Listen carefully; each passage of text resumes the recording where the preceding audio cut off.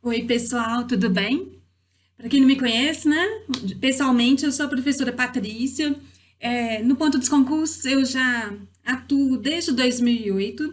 De lá para cá, eu participei de todas as turmas de informática básica e das disciplinas de tecnologia da informação. Bem, além disso, eu também trabalho como analista legislativo na Assembleia de Minas e sou professora em cursos de MBA na área de tecnologia da informação.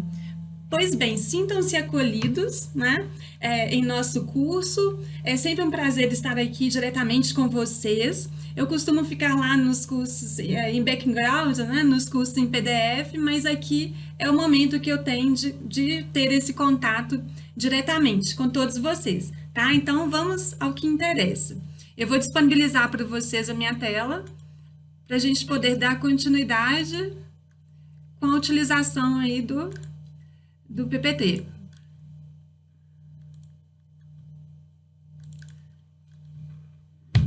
Ok, então o objetivo de hoje é passar aquelas dicas quentes para a prova, que serão primordiais aí, né, no desafio vindouro que se aproxima, ok?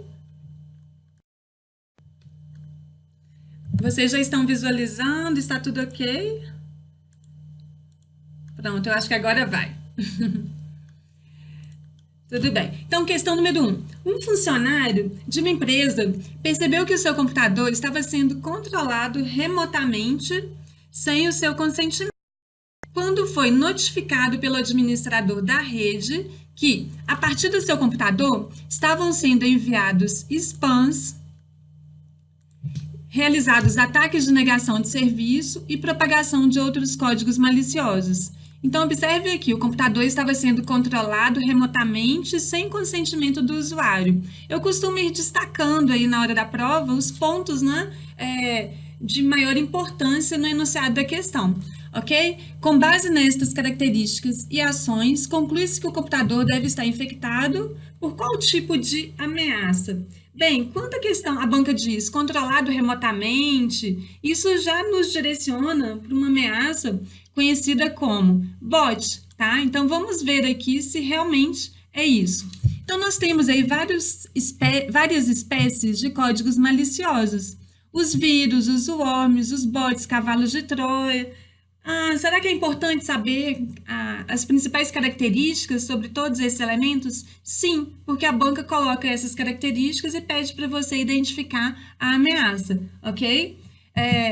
Então, eu coloquei para vocês esse mapa mental que está aí no nosso material, e ele é bem interessante porque ele ilustra os pontos de maior cobrança aí da banca, ok? Então, nós temos aí o vírus, que é um programa que possui uma finalidade específica, ele precisa de hospedeiros, ele propaga-se fazendo cópias de si mesmo e tornando-se parte de outros programas e arquivos, ok? Nós temos vários tipos de vírus, esses tipos, vez ou outra, aí, são cobrados. Então, os principais aqui são os vírus polimórficos, os vírus replicadores, vírus criptografados e o vírus de boot. Então, diferentemente do vírus, nós temos uma ameaça que é conhecida como o worm. O worm, ele não precisa de hospedeiros, ele propaga-se automaticamente explorando vulnerabilidades, ok? Então, quando você tem um worm que é comandado remotamente por algum criminoso, essa ameaça ela é conhecida como bot.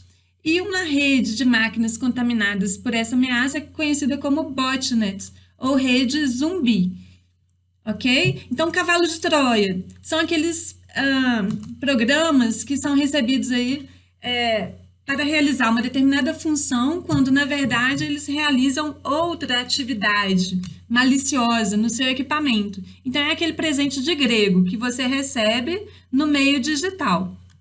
Backdoor, ele abre a porta para ataques. Aí nós temos o spyware, que é um programa espião. Keylogger, que vai copiar as teclas que foram digitadas.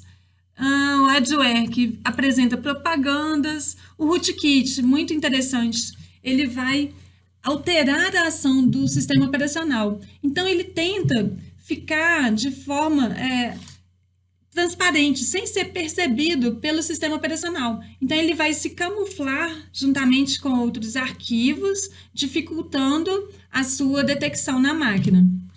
E aí nós temos outras ameaças, o hijacker, por exemplo, que altera a página inicial dos browsers, instalando algumas ferramentas suspeitas na máquina do usuário. Então, a banca, geralmente, ela oferece diversas opções para você identificar qual é a resposta, né, correta. Então, no caso, a letra E vai ser a resposta dessa questão.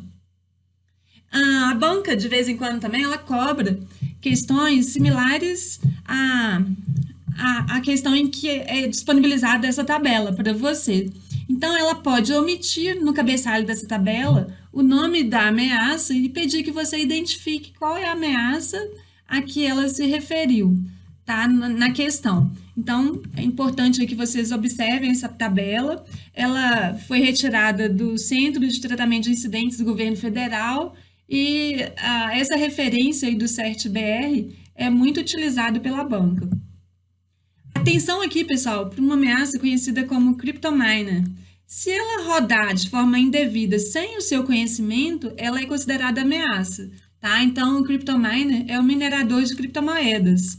Eu busquei aqui um log de uma ferramenta de antivírus que foi instalada em um firewall na organização, tá? Então, eu tinha ali um conjunto de ferramentas de segurança, como antibot, firewall, antivírus, e aí eu capturei os logs e eu identifiquei uma ameaça na máquina de um determinado usuário. Então, essa ameaça, ela apontava para um site externo, malicioso. Então, no momento em que o usuário, né, permitia esse acesso, então a máquina, ela começava a rodar um determinado processamento para fazer essa mineração de criptomoedas ilegalmente. E o tipo de ataque que consiste nesse roubo do processamento de computadores para minerar criptomoedas de forma ilegal, ele é conhecido como cryptojacking, tá? Então, atenção, porque isso ainda não foi questão de prova.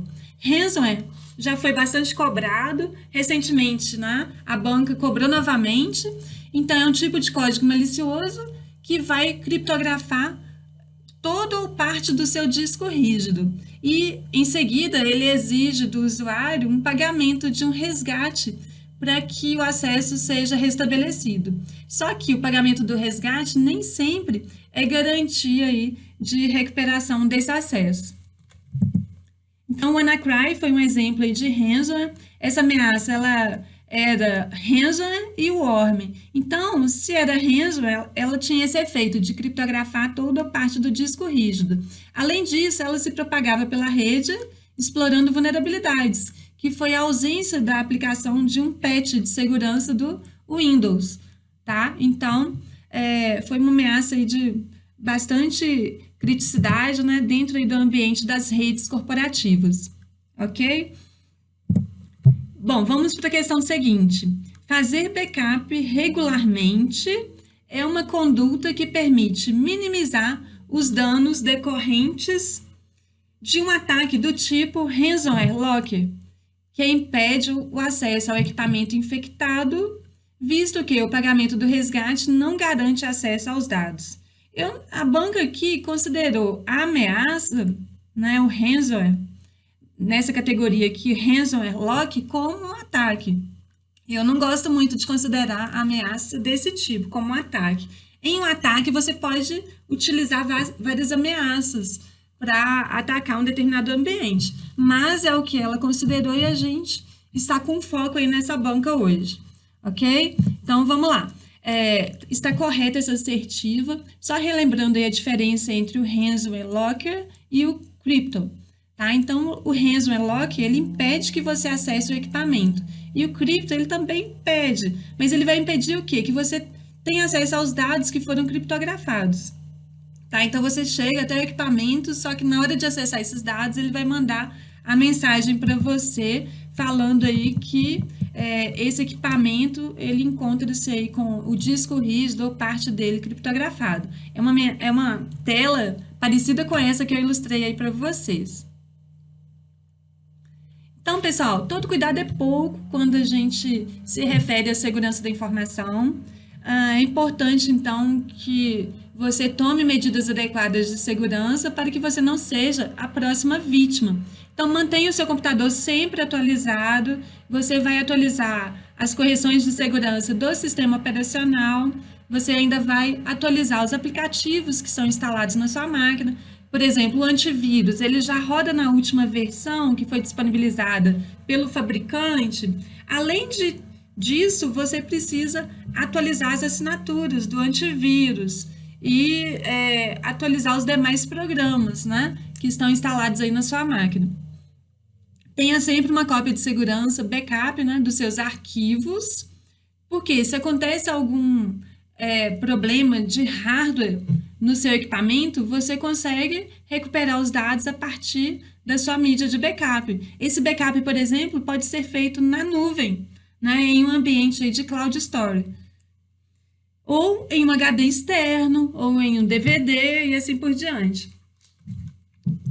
Tenha sempre atitudes seguras no uso dos recursos de TI. Então, em processo de auditoria, eu já identifiquei, por exemplo, usuários escrevendo a senha em post-its e fixando essa senha, esse post-it, né, debaixo do teclado, na parede, né, perto do computador. Então, isso é uma tremenda falha de segurança. Além disso, eu já vi usuários utilizando a mesma senha para todos os serviços que ele utiliza. O que é isso, professora?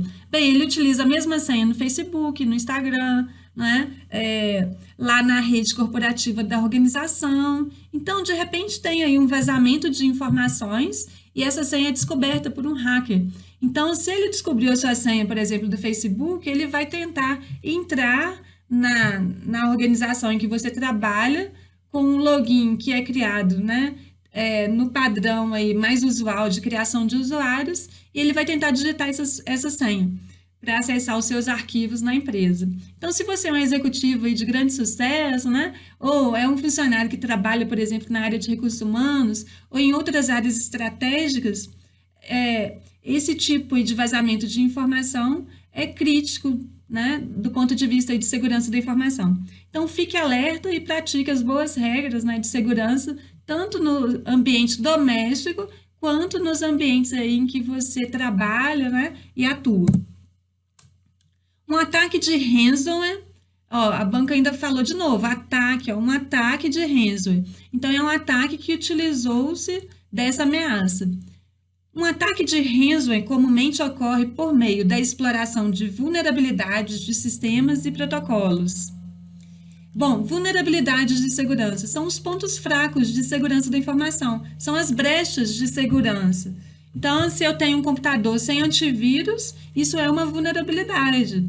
Se eu tenho um sistema operacional sem atualizações de segurança, isso é outra vulnerabilidade. Se o usuário ele compartilha sua senha com outro usuário, isso é uma vulnerabilidade humana, tá? Então, as vulnerabilidades, elas existem. Ela é passiva, porque se ela não for explorada, nada vai acontecer. Mas se um agente ameaçador explorar essa vulnerabilidade no ambiente que você quer proteger, aí a gente tem um incidente de segurança. Então, o ataque de ransom explorava vulnerabilidades de sistemas e protocolos. No caso, ele explorava uma vulnerabilidade do sistema operacional. Então, ok até aí. A forma mais eficaz de solucionar um ataque desse tipo e recuperar os dados sequestrados, criptografados, é a utilização de técnicas de quebra por força bruta da criptografia aplicada. Bem, você pode utilizar a técnica de quebra por força bruta da criptografia. Então, a força bruta é uma forma de se descobrir senhas que compara cada combinação e permutação possível de caracteres até achar a senha. Então, ele vai tentar lá A, B, A, C. Então, ele vai pegando uma combinação consecutiva até esgotar todas as combinações possíveis. Esse processo ele é moroso, né? Ele é demorado. Então, a forma mais eficaz nesse cenário não é a utilização dessa técnica, e sim o famoso o quê? Backup, tá, pessoal? Então, lembrando aí, né, que o backup é de grande valia aí nesse cenário, ok? Então, esse item está errado.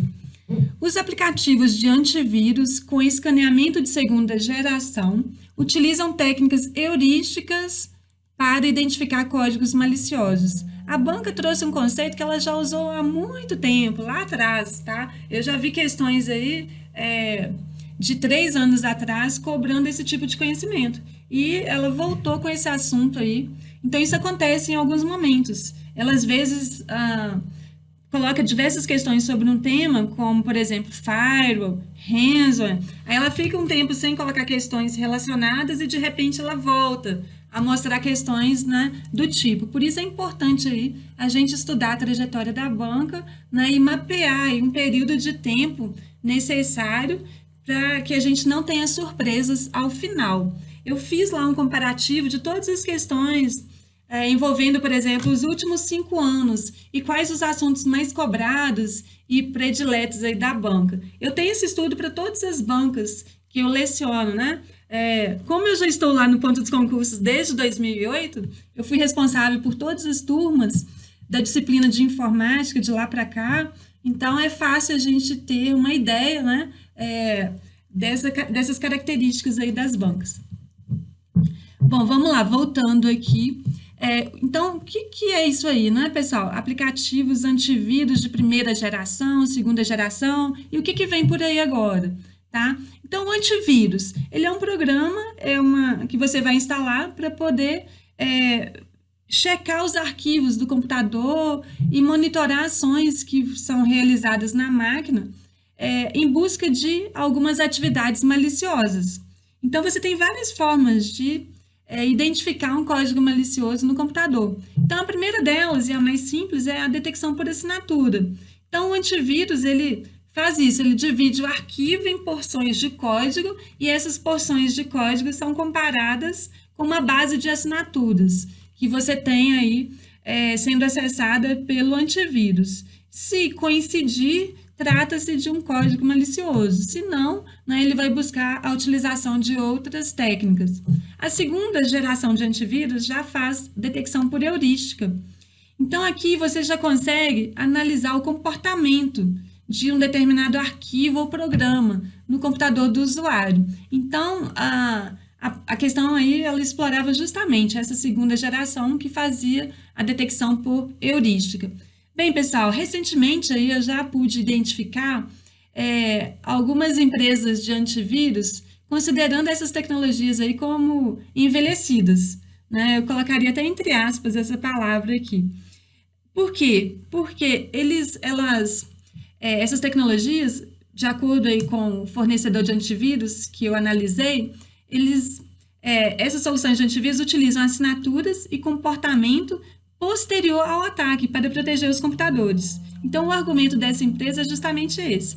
E aí ela oferece o Next Generation Antivírus, que já é uma nova geração de antivírus, tá? Que a organização poderá utilizar. E essa nova geração de antivírus já começa a utilizar recursos de IA, inteligência artificial, ciência algorítmica e aprendizado de máquina, para detectar e impedir a execução de malware nos equipamentos, tá? Eu achei muito interessante, porque essa solução, por exemplo, a solução da Cylance, que é uma das soluções de antivírus, que eu pude identificar já com essa filosofia, ela não tem atualização de assinaturas, então ela trabalha de maneira proativa, já com o uso da inteligência artificial e do aprendizado de máquina. Então, ela vai aprendendo a todo momento e vai identificando isso, e nas novas versões do antivírus, esse aprendizado já é considerado.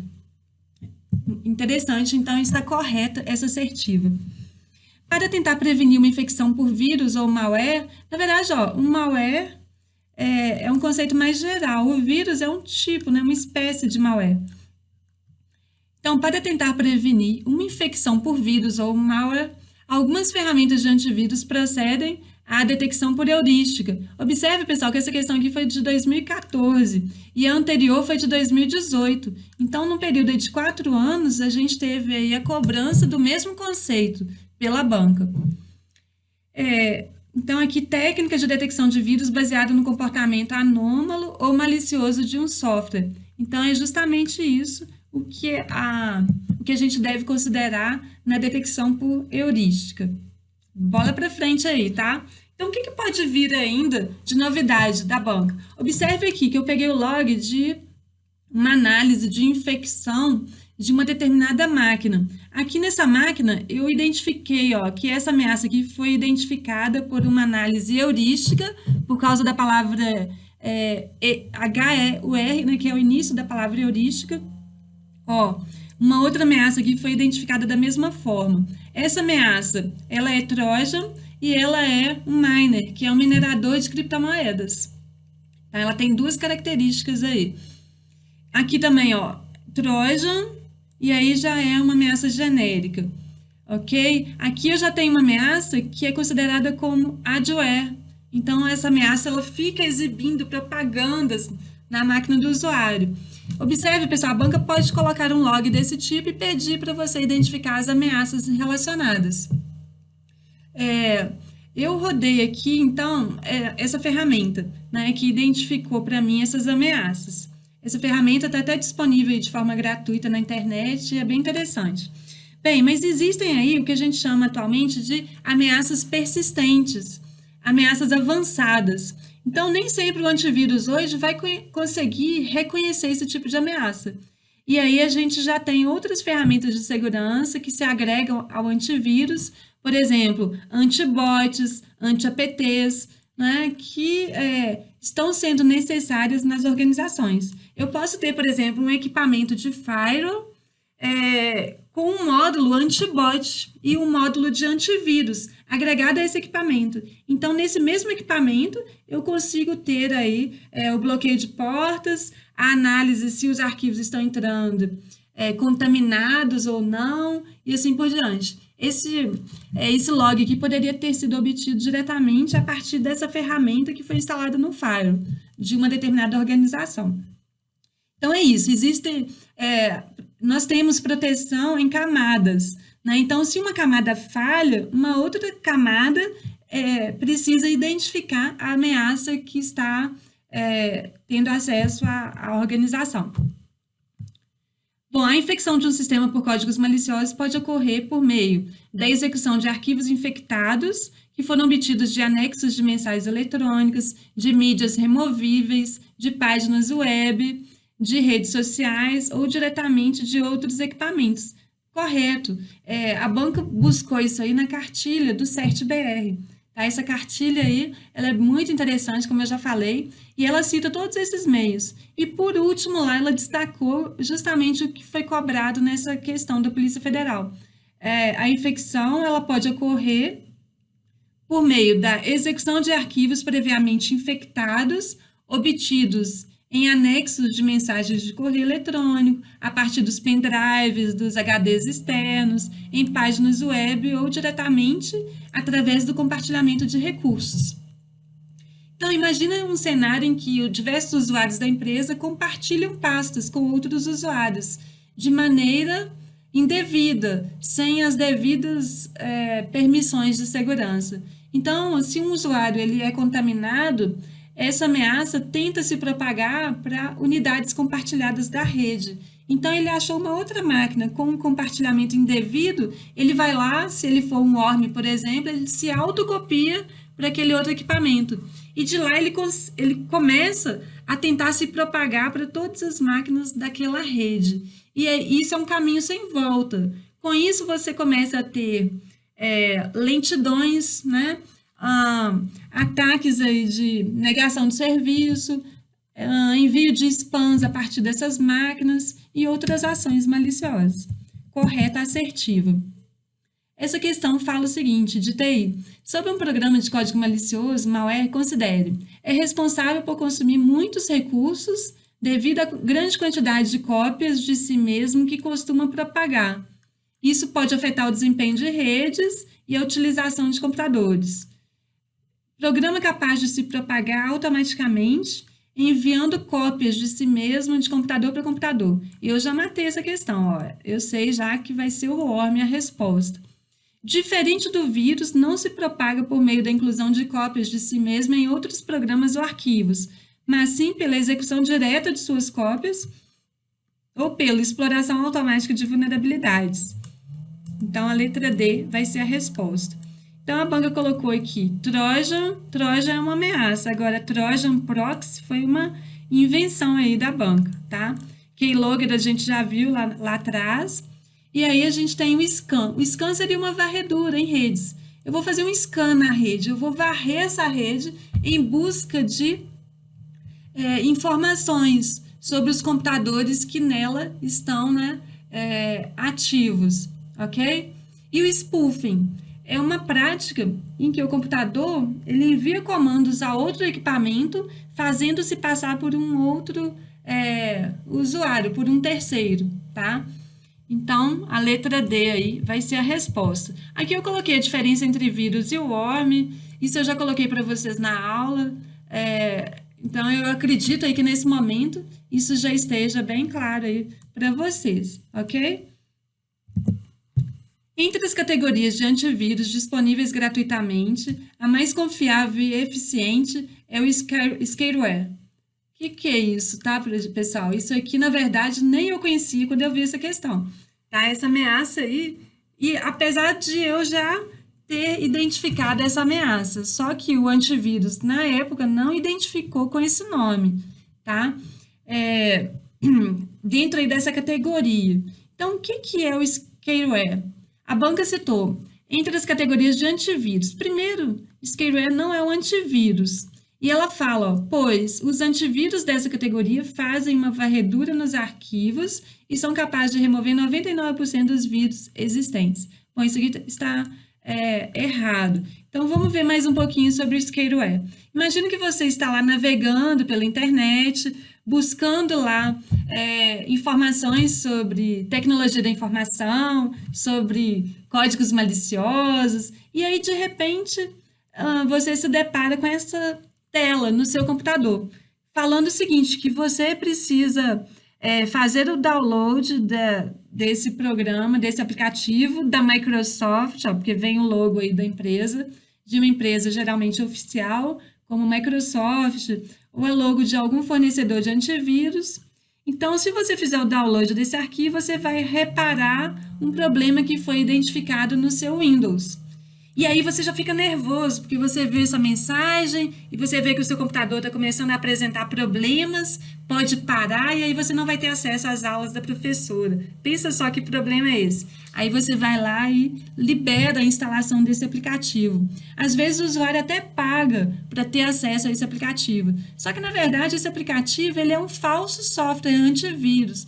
Ele é um falso software que irá reparar o seu computador. Ele é um vírus, ele é o Scareware, é uma ameaça que é conhecida como software de engano, tá? Ou software de verificação desonesto. Pode ser até um vírus, tá? Dependendo aí de como ele foi criado.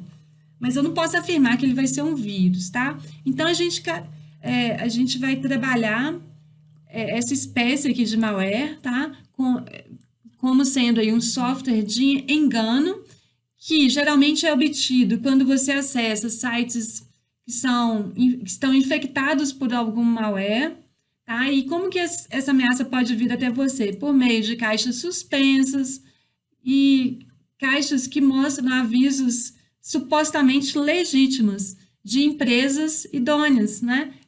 De empresas de software antivírus ou outras, alegando aí que os arquivos do seu computador foram infectados. Então, cuidado, pessoal, essa ameaça também pode ser cobrada aí novamente, a banca às vezes repete questões, né, sobre determinadas ameaças, a gente já teve várias questões sobre o ransomware, então, quem sabe isso aí não pode ser o próximo assunto aí preferido dela, porque muita gente desconhece esse tipo de ameaça.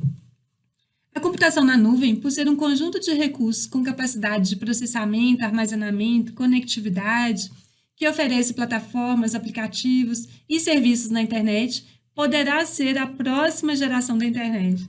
Não, por quê? A computação em nuvem ela já é realidade. Na verdade, ela surgiu lá no contexto da Web 2.0, que permitia uma maior colaboração e compartilhamento de informações entre as pessoas. de forma online. Então, nessa época, a gente já teve o surgimento dos blogs, dos serviços de computação em nuvem, das redes sociais. Agora, a gente já está caminhando para quê? Para a utilização da inteligência artificial, né? A base de dados semântica, buscas semânticas. Então, são as novas tecnologias. E aí você tem os aplicativos surgindo para oferecer essas tecnologias, como a gente viu lá no antivírus da nova geração. Então, é errado essa assertiva. Questão é a seguinte: sobre o golpe praticado na internet, conhecido como phishing, assinale a alternativa correta. Eu já vou direto aqui para a gente poder ganhar tempo. Depois eu vou falar sobre cada uma dessas opções. Então, recapitulando aí, o phishing, ele já foi muito cobrado em prova, e recentemente também apareceu novamente. Então, vamos lá. O que é o phishing? Eu mando uma isca na internet e aquele usuário que acreditar nessa isca, ele vai ser fisgado pelo criminoso. Então, é o seguinte, ele te manda, por exemplo, um aviso para você instalar um novo patch de segurança do Banco do Brasil. Aí você vai lá, clica, instala, só que, na verdade, o Banco do Brasil ele não manda mensagens desse tipo. Então, essa mensagem, ela faz parte de um golpe conhecido como phishing, tá? Utilizado para quê? Para o criminoso ele poder buscar informações sensíveis do usuário e utilizá-las a favor do crime digital, tá? Então, o usuário ele utiliza de pretextos falsos para tentar enganar o usuário. E esse tipo de ataque, de golpe, né, faz a utilização combinada de meios técnicos. Você recebeu e-mail, alguém criou essa isca, né? E engenharia social, ok? Então, alguém tenta abusar da sua ingenuidade para fazer você acreditar nesse conto aí que foi lhe repassado. E aí a questão fala o seguinte: é um tipo de fraude no qual um golpista procura induzir uma pessoa a fornecer informações confidenciais ou a realizar um pagamento adiantado. Isso aqui não é phishing, tá? Com a promessa de futuramente receber algum tipo de benefício. Aqui a gente já tem um tipo de golpe que é a fraude de antecipação de recursos, que caracteriza o que foi dito nessa assertiva A. Letra B fala o seguinte: é o ato pelo qual uma pessoa tenta se passar por outra, atribuindo-se uma falsa identidade. Não é o caso também. Aqui a gente já tem o furto de identidade. Letra C. É uma ameaça que possui um conteúdo alarmante ou falso. Eu recebi uma recentemente falando aí sobre o incidente ocorrido em Brumadinho, tá? Então, um conteúdo alarmante, falso, como a gente já tem aí várias pessoas sensibilizadas com esse conteúdo, então é muito propício de você executar, abrir um tipo de mensagem desse tipo e executar os anexos que nela lhe forem enviados. Então, na verdade, esse tipo de mensagem é conhecido como hoax, boato. Às vezes, são criados determinados boatos, né? Fazendo você acreditar que aquele fato realmente aconteceu da forma como foi exposta na mensagem. Eu recebi, por exemplo, vídeos falando sobre o incidente de Brumadinho, só que o vídeo era de outro incidente que nem aconteceu no Brasil, foi em outra parte do mundo, né? E eu recebi de várias pessoas como sendo aí de Brumadinho, que não era correto. Hoax é um tipo específico de phishing? Não, hoax é o que eu falei aqui para vocês, é essa mensagem que possui um conteúdo alarmante. Agora, um tipo específico de phishing que envolve a redireção da navegação do usuário para sites falsos, por exemplo, por meio de alterações no serviço de DNS, isso aqui é conhecido como farming. É um outro conceito que já foi muito explorado, mas recentemente não tem vindo. É um tipo de fraude por meio do qual um golpista tenta obter dados pessoais e financeiros por meio da utilização combinada de meios técnicos e engenharia social. Então, essa aí é a resposta dessa questão. Letra E. Bem, vamos lá. Os principais protocolos são esses aí que eu ilustrei para vocês. É importante aí saber diferenciá-los, tá? Então, o SSH, ele é substituto do Telnet. O Telnet é um protocolo sem segurança, ele transmite a informação em texto claro, sem criptografia, e aí ele vem sendo substituído, então, pelo SSH. E aí você tem o DNS, que converte nomes de domínio para endereço IP e vice-versa. O FTP para transferência de arquivos, ok? O FTP utiliza duas portas, a porta 20 e a porta 21. O DHCP, que me permite fazer a alocação dinâmica de dados de endereçamento de uma estação. Então, eu não preciso ter um administrador de rede indo em cada equipamento para configurar esses dados. Isso tudo pode ser obtido pelo equipamento de forma dinâmica. SMTP para envio de e-mails, o POP3 que me permite receber e-mails e eu consigo baixar esses e-mails para a máquina do usuário. Lembrando aqui que o SMTP, geralmente, ele utilizava a porta 25. Agora, a porta que vem sendo aconselhada é a 587, para evitar que se tenha aí o envio de spams. IMAP, então, permite que você acesse as mensagens diretamente, sem necessidade de baixá-las para a máquina do usuário. O HTTP para transferência de hipertexto, HTTPS, que é o HTTP seguro, e o SNMP, que me permite, por exemplo, monitorar e gerenciar uma rede. E aí eu consigo checar o status dos dispositivos que estão conectados a essa rede. Então, a banca adora esses protocolos aí, e geralmente esses são os mais cobrados em provas. E aí a gente tem a parte de redes, né, dando continuidade aí com o modelo OSI. Então, o modelo OSI é um modelo de 7 camadas, a camada de nível mais baixo é a camada física, e a camada de nível mais alto, que está mais próxima do usuário, é a camada de aplicação.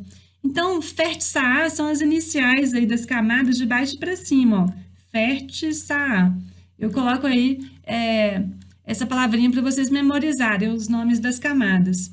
Então, a banca pode perguntar, por exemplo, qual é a camada que cuida da rota que um pacote vai seguir até chegar ao destino, que cuida do endereçamento de redes. Aí é a camada de rede. Lembra o R de rede, rota, roteadores, são os equipamentos que atuam nessa camada.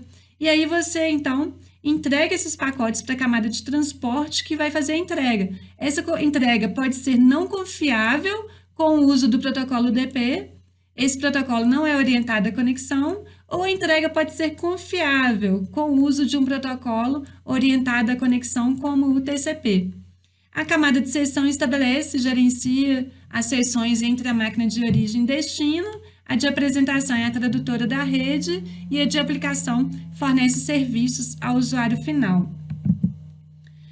A banca, pessoal, colocou aí alguns conceitos relacionados a Firewall. Então, por exemplo, desde 2013 para cá, cada vez ela vem mudando esse conceito. Então, eu coloquei para vocês o que ela aceita hoje como correto. E eu tenho ressalvas com relação a esse conceito, mas no gabarito final da banca, ela considerou esse item como correto. Então, guardem isso, que na última prova em que esse conceito foi cobrado, ela considerou que o Firewall é uma combinação de hardware e software que isola da internet a rede interna de uma organização, permitindo o gerenciamento do fluxo de tráfego e dos recursos da rede e o controle pelo administrador do acesso ao mundo externo. Então, ela considerou como uma combinação de hardware e software. Nós sabemos que um firewall ele pode ser implementado, por exemplo, somente via software. Então, eu tenho, por exemplo, um firewall do Windows. Então, rodando aqui no meu equipamento, eu tenho o sistema operacional Windows e nele eu vou ativar o módulo que é o firewall, tá, daquela máquina. Mas essa foi a interpretação aí de 2018 da banca. As demais interpretações eu coloquei para vocês. Como eu vou disponibilizar esse material, eu deixo aí que vocês acessem aí para entenderem o que ela considerou como correto ou o caso em que ela anulou a assertiva. Então, depois vocês podem, assim que terminar essa aula, vocês podem acessar essa página. Continuando, então. Integridade, confidencialidade e disponibilidade. Conceitos fundamentais de segurança são adotados na prática, nos ambientes tecnológicos, a partir de um conjunto de tecnologias, como, por exemplo, criptografia, autenticação de usuários e equipamentos redundantes. Aqui está correto, então vocês devem guardar os principais conceitos relacionados a esses 3 princípios ou pilares da segurança da informação. Então, nós queremos a informação correta para a pessoa certa no momento em que ela for necessária. Então, garantindo aí esses 3 princípios. E esse mnemônico CID, ele é conhecido como tríade de segurança da informação. Se eu acrescentar, por exemplo, o princípio da autenticidade, aí eu já tenho o mnemônico SIDA, né? Se eu quiser a legalidade também, aí eu já teria o CIDAL. O mais conhecido aí é o CID, que eu coloquei aqui para vocês. E a banca citou algumas medidas de controle que você pode realizar para conseguir ter esses princípios preservados. Então, eu posso ter, por exemplo, a criptografia para garantir o sigilo da informação, né? Eu posso ter, por exemplo, a implementação de controle de acesso para permitir que não seja feito um acesso indevido a um determinado dado ou informação, e aí você garante a integridade. Eu posso ter um plano de contingência para garantir a disponibilidade. Então, além disso, uso de equipamentos redundantes ou equipamento spare, né? Vamos supor, eu posso ter 2 roteadores e deixar um de reserva. Então, se o principal der problema, eu aloco a minha contingência, garantindo a disponibilidade do ambiente. Então, correto, assertivo. Essa questão fala sobre internet e intranet, então vamos lá. As empresas estão cada vez mais necessitando centralizar suas informações e melhorar os métodos de comunicação interna para reduzir custos. Isso aqui já me remete ao uso de uma intranet. Então, o que pode possibilitar isso? A intranet, ok? Além de tudo que a própria internet dispõe.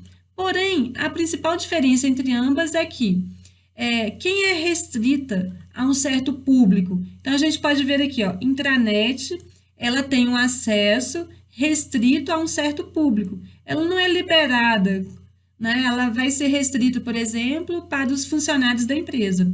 Eu, por exemplo, dentro da Assembleia Legislativa, eu tenho acesso à intranet da Assembleia. Eu posso acessar essa intranet aqui da minha residência. Isso é chamado de extranet. Então, a extranet ocorre quando você libera acesso para a sua intranet a usuários fora da organização, ok? Então, entendam bem essa diferença e qual é o público a que esse tipo de rede vai estar sendo endereçado. Então, aqui a gente tem, continuando, neste caso, os colaboradores podem acessá-la com o nome de usuário e senha devidamente validados. Geralmente, este acesso é feito em um servidor da rede local da empresa. Então, a letra E é a resposta. Deep Web é chamado também de web profunda. Então, nem sempre tudo que nós temos disponíveis na web são visualizados a partir dos navegadores que nós utilizamos no dia a dia. Então, tem alguns conteúdos que são disponibilizados por meio de outros mecanismos de pesquisa e que não são indexados pelas ferramentas de busca que nós utilizamos. Um bom exemplo aí é a Deep Web, né, que não aparece aí no Google. Então, a gente tem aí mais de 7,9 zettabytes de informações disponíveis aí na Deep Web, ou seja, 96% do universo digital. Então, você precisa saber qual que é o endereço e ter ferramentas aí apropriadas para acessar esse ambiente. Cookies. Então, cookies é um termo que, né, há muito tempo era bastante cobrado, mas não tem vindo aí nas últimas provas. Mas vamos lá. Cookies são utilizados pelos navegadores web. E o que são os cookies? Na verdade, a letra D aqui, ó, são pequenos arquivos de texto que um website ele vai gravar no computador do usuário para guardar as preferências de navegação desse usuário. Então, quando você, por exemplo, acessa um site, de repente começa a aparecer aí propagandas sobre concursos, né? Polícia Rodoviária, Polícia Federal, auditor fiscal, isso tudo são pesquisas que porventura aí você já realizou e já foram armazenadas como informações aí em cookies, e aí quando você vai acessar a internet novamente, os sites coletam esses dados e exibem propagandas direcionadas para o seu perfil de usuário. Hoje eu procurei várias informações sobre corridas, né? Eu gosto muito de correr, estou fazendo agora 12 quilômetros novamente, e aí eu procurei esse tipo de informação. Isso pode estar armazenado em cookies, e aí a partir do momento em que eu for acessar novamente a internet, o browser ele já começa a exibir alguns pop-ups com informações sobre corridas, sobre dispositivos, aí, roupas direcionadas para corridas e assim por diante, tá? Procedimento correto de segurança da informação. realizar transações bancárias usando computadores diferentes? Não, você não sabe qual é a procedência desses equipamentos, o que está instalado aí nessas máquinas, né? Ação que dificulta o mapeamento dos computadores pelos crackers. Bom, tá errado aí essa assertiva. Letra B, desativar a atualização de programas como Java e plugins. Então, você tem, por exemplo, sites de banco que instalam determinados plugins de segurança que são necessários. A partir do momento em que você desativa essa atualização de programas, você não vai ter essa segurança aplicada aí na sua máquina. Bloquear por meio de mecanismos de controle o acesso a notícias de segurança. É errado. Então, é importante que a gente tenha acesso às notícias de segurança. Por quê? Porque elas vão identificar ameaças que estão surgindo e que podem explorar vulnerabilidades em seus equipamentos. Letra D. Usar soluções de segurança como antivírus, firewall, IDS, IPS, antibots, anti-APTs, senhas seguras e assim por diante. Então, letra D seria a resposta correta. Letra E. Não acessar sítios com endereços iniciando por HTTPS. Errado, ok? Então, letra D é a resposta. Na segurança da informação, controles físicos são soluções implementadas nos sistemas operacionais em uso nos computadores. Errado. Então, aqui a gente já invalida essa assertiva. Controles lógicos serão implementados nos sistemas operacionais, ok? Controles físicos são implementados em equipamentos, em instalações físicas, né? E não na parte aí lógica. Em segurança da informação, denominam-se em engenharia social as práticas utilizadas para obter acesso a informações importantes ou sigilosas, sem necessariamente utilizar falhas de hardware. Ok, tá, pessoal? Mas sim mediante ações para ludibriar ou explorar a confiança das pessoas. Isso mesmo, perfeita essa definição aí para vocês memorizarem, tá? O conceito de engenharia social. Então, eu vou ligar para vocês, me fazendo passar, por exemplo, como um técnico do suporte do seu provedor, e aí eu te solicito o seu nome de usuário e senha para fazer um teste no seu nome. E aí você vai lá e oferece esses dados.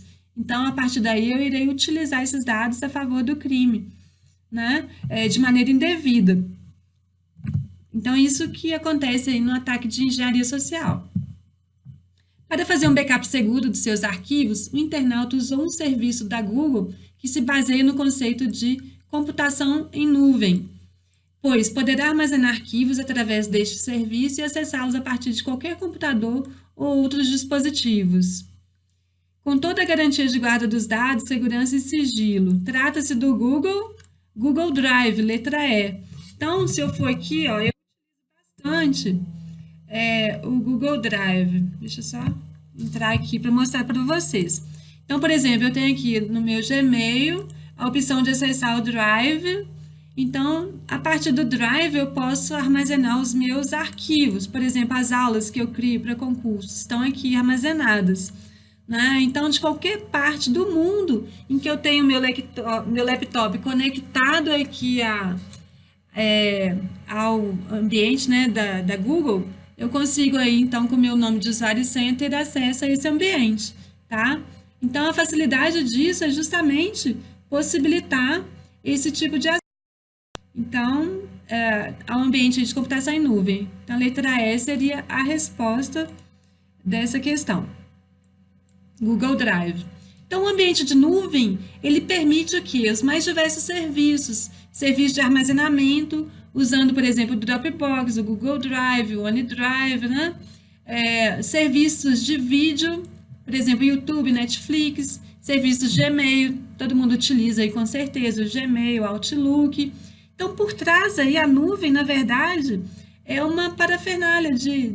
Então, você tem vários dispositivos, servidores virtualizados ou não, abrigando os dados e as informações dos usuários. E aí você tem várias categorias de serviços que são fornecidos ao usuário final. Então, você tem, na verdade, a entrega da computação como serviço. E aí, as categorias de serviços são importantes. É importante aí que eu possa salvar, por exemplo, dados no meu equipamento e sincronizar esses dados com a nuvem. Então, nós já tivemos aí questões abordando justamente isso. Como eu posso também salvar dados na nuvem e no momento em que eu chegar aqui na minha residência, eu vou sincronizar esses dados para o meu equipamento, ok?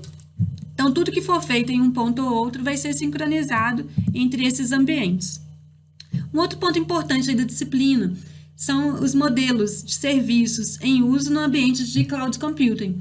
Então, aqui fala o seguinte: em cloud computing, trata-se de uma forma de trabalho em que o produto é oferecido como serviço. Assim, o usuário não precisa adquirir licenças de uso, né? No máximo, paga-se um valor periódico como se fosse uma assinatura. Isso já me remete, pessoal, à letra E, que é o software como serviço.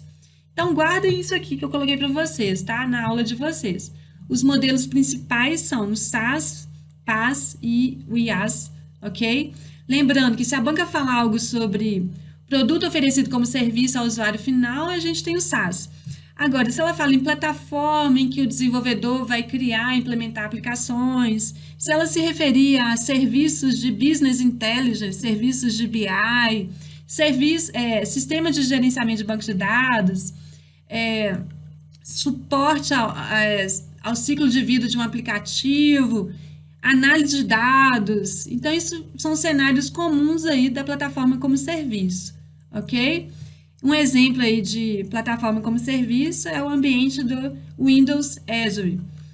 E o IaaS, que é infraestrutura como serviço, ele também é conhecido como Hardware as a Service, e aqui você já tem o cliente contratando toda a infraestrutura computacional, que geralmente é feita em ambientes virtualizados de terceiros, como um serviço. Então, eu colocaria aqui o Google Drive, o SkyDrive, a Amazon Web Services, né? E serviços de hospedagem dedicado em data centers. E aí, pessoal, a gente tem um conceito novo que foi explorado pela banca recentemente, que é o Big Data como serviço. Então, aqui você tem a terceirização de várias funções de Big Data para a nuvem, ok? Nós já vimos aí o Database as a Service, e existe aí também EAS, que é Everything, tudo como serviço, tá? Existe aí o CAS, que é a comunicação como serviço, e o DAS também pode ser considerado desenvolvimento como serviço ou Database as a Service. Pode vir aí das duas formas. Tudo isso foi detalhado no curso para vocês. Então, papéis na computação em nuvem. Você tem papéis, responsabilidades definidas. IaaS, né, infraestrutura como serviço, suporta a plataforma como serviço, que suporta o software como serviço. O usuário ele vai consumir o quê? O software como serviço. Já o desenvolvedor, ele consome a plataforma e pode consumir a infraestrutura, ok? O provedor, ele fornece esses três elementos aí para quem? Para o desenvolvedor e para o usuário final. Simples assim, tá? Vocês já memorizaram isso. Então, na computação em nuvem, o que mudou Cloud Computing, que mudou a visão de pessoas físicas e jurídicas acerca de recursos de tecnologia, o modelo que oferece um ambiente sob demanda para desenvolvimento, teste e gerenciamento de aplicações. Uma chance aí para vocês, né? A gente, então, já tem a plataforma como serviço, como resposta. Os outros itens eu já mostrei aí para vocês. BIOD é um termo interessante, então, imagina que aqui na Assembleia, por exemplo, o funcionário queira levar para dentro da organização seus aparelhos pessoais, seu laptop, seu smartphone, tablet, para utilizá-los profissionalmente no trabalho. A Assembleia ganharia o quê? Economia com compra de dispositivos, porque ela não precisaria comprar dispositivos para esses usuários, né? E risco. Eu posso, por exemplo, levar um equipamento meu contaminado e inserir esse equipamento na rede da Assembleia. Isso poderia o quê? Causar a contaminação da empresa por códigos maliciosos. Então, pessoal, todo cuidado é pouco na utilização do BIOD. Ainda não é um conceito utilizado em boa parte das organizações. Para que esse conceito e essa utilização seja liberada, a empresa precisa desenvolver uma instrução normativa que vai fazer parte da política de segurança e irá normatizar todo esse tipo aí de uso dentro aí da organização, tá? IoT, Internet das Coisas, então você já tem hoje diversos equipamentos equipados com sensores, captando aspectos do mundo real, tá? Então, eu assisti um vídeo, por exemplo, outro dia, em que todos os equipamentos estavam conectados. E aí, por exemplo, o bebê lá, ele ouvia sons à noite, e, na verdade, essa rede tinha sido contaminada e um hacker conversava com a criança durante a noite. Olha que perigo isso, né? Quando você tem diversos dispositivos aí configurados de maneira indevida, sem cuidados com segurança. Então, esse é um cenário que pode vir a acontecer. Então, eu, como mãe, fiquei bem sensibilizada e tomo bastante cuidado com relação a isso. Então, isso pode acontecer em acessos à sua TV, que já está conectada à internet, né? Então, a criatividade aí do hacker, ou seja, do criminoso virtual, é o limite, tá? Então, todo cuidado é pouco aí quando a gente se refere à segurança da informação. E aí, uma novidade aí é o sextorção, que é um outro tipo de golpe. Esse golpe aqui aconteceu recentemente com um usuário que eu tinha aí na empresa anterior que eu trabalhei. Então, o que aconteceu? Esse usuário teve a sua senha divulgada indevidamente na internet, então uma base hacker teve acesso a essa senha e um hacker criou uma mensagem para esse usuário, informando na mensagem que o hacker teve acesso a vídeos desse usuário assistindo sites pornôs, né? E aí o criminoso exigiu o pagamento de 1.400, o pagamento de bitcoins, para poder não divulgar essa informação na rede social desse usuário. Esse usuário ficou bastante preocupado, apesar dele não ter acessado esses sites pornôs, ele jurou para mim que isso nunca aconteceu.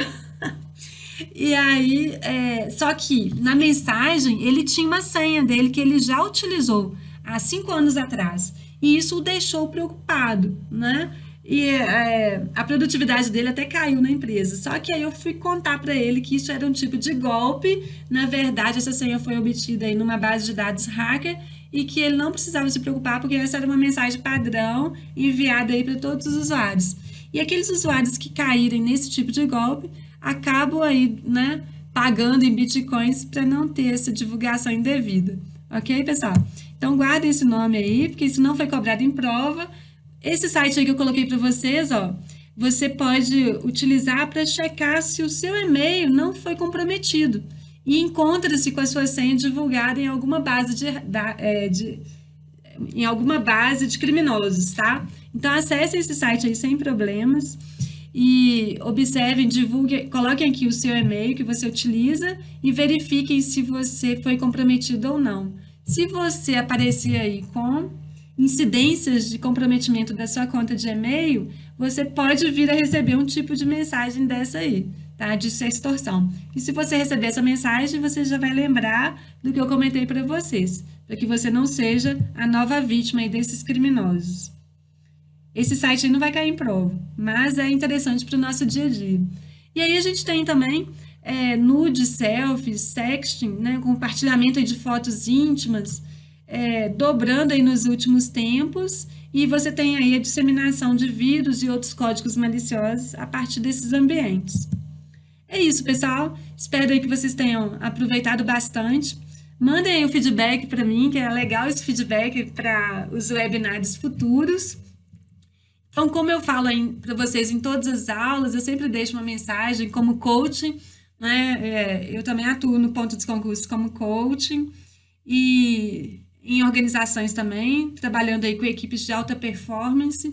Então, que a felicidade seja sonho, meta e realidade. Então, se você materializou o seu sonho, definiu, né, com prazos e de forma bem clara qual é o seu objetivo, colocou as suas metas, né, em andamento e conseguiu cumprir essas metas, em breve esse seu sonho vai estar se concretizando, tornando-se realidade para você, tá? Então é isso. A paixão pelo que você faz, pelo seu estudo, pelo seu trabalho, o foco no seu objetivo, a sua persistência e determinação, confiança, né, nesse material que eles foram disponibilizados e o seu esforço, eu tenho certeza de que essa fórmula aí terá como resultado a sua aprovação, ok? Eu fiquei arrepiada aqui, porque eu tenho certeza que vocês estarão lá. E me convidem aí para o churrasco de aprovação no futuro, ok? É isso, pessoal. Foi um prazer estar aí com vocês. Eu gostaria de convidá-los a acessar as redes sociais, né? Eu coloco aí para vocês, deixa eu disponibilizar aqui, a minha página no Facebook, da professora Patrícia Quintão. Nós temos aí várias dicas que eu coloco por lá. Inclusive, eu estou listando aí para vocês as 7 dicas de ouro para a sua vida, que é bem interessante, a partir de um aprendizado aí no meu curso de Master Coach. Tá? Então, observem esses conceitos que eu disponibilizo e coloquem isso em prática. Isso vai ser de grande valia para a vida de vocês, ok? Além disso, tem lá o meu Instagram, Profa Patrícia Quintão, né? E aí, por lá também eu coloco diversas dicas e bizus aí para a prova. É isso, pessoal. Espero que tenham e até a aprovação, ok? Mandem o feedback para mim, eu vou ficar mais um minutinho aí só vendo esse feedback de vocês. E eu espero vocês aí, então, né, me oferecendo aí os feedbacks sobre a prova, né, o que vocês acharam, como que vocês foram, que isso é bem interessante aí para nós professores, ok? Um grande abraço, pessoal. Fiquem com Deus aí e ótimos estudos, ok? Então, cadê o pessoal aí? Carvalho, Alenca, o Daniel. Mandem aí os bizus, pessoal, que é legal esse feedback aí de vocês, tá? Ok, pessoal, então, finalizando aí, deixo meu abraço e desejo-lhes sucesso total na prova, que se aproxima. Até mais!